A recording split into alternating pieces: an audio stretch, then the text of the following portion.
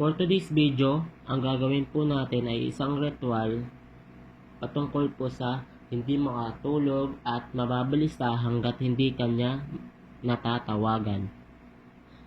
Ganito po ang nangyari, guys. Sa mga gantong nare-relate ng kunyari, mag-asawa kayo o kayo magjowa at para kayo naiilang bakit gano'n na kayo ating partner, parang may iba ng kasama, may iba na gusto. Kaya ganito po ang ating ritual na gagawin ay nasa harapan nyo.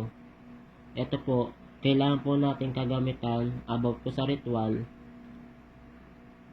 Kuha tayo ng basong na may lamang tubig, dapat po malinis.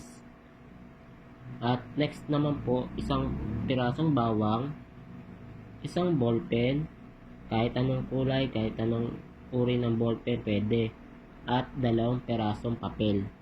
At sa 2 pirasong papel ay dapat may nakalagay sa inyo na your name, pangalan nyo po, at yung target name, yung pangalan ng partner nyo.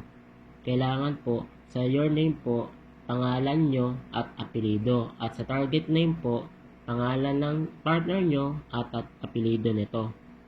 Para ang itong ating ritual ay mag-epektibo. Ngayon po, start na po natin kung paano po gawin ang ritual. Then, pag nasulat nyo na po yung pangalan nyo na with apelido at sa target name na may apelido na rin, pagharapin nyo po ang 2 pirasong papel. Yan po. Then, i-fold po natin ang isa at itagilid po natin. Then, i-fold po natin ng 2 parang style envelope. Isa pa po isa. Ayan. Then, pilipitan po natin ng maigi. Dapat po yung pagpilipit nyo, hindi po siya mapipilas. Kailangan po ay, ano po talaga, nakaroll po yung pilipit nyo. Para yung dikit na yon, para epektibo ang ating ritual. Then, kapag napilipit nyo na po, meron po ditong baso.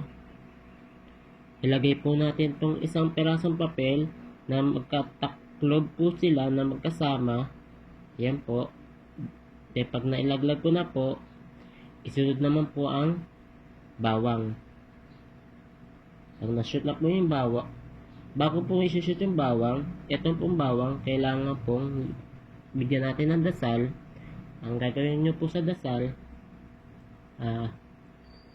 at sana po ay matulungan nyo po ako na hindi siya makatulog at mababalisa po siya na hindi niya ako matawagan.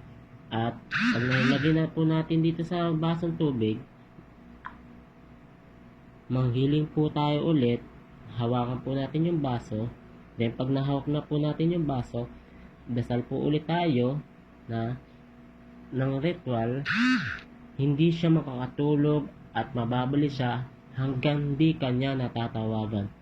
Yan, ito na po yung ating ritual. Then pag okay na po, paano po pag saan po pwede ito ilagay?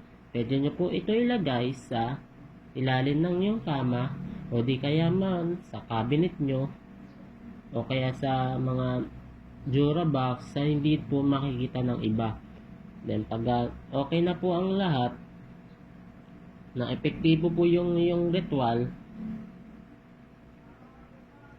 pwede nyo na po ilagay sa, o kaya itapon na lang kapag na epektibo na po yung ginawa nyong ritual. Then okay na po yon. At salamat po sa panonood. Bago po ang lahat, pa-subscribe po ng ating channel.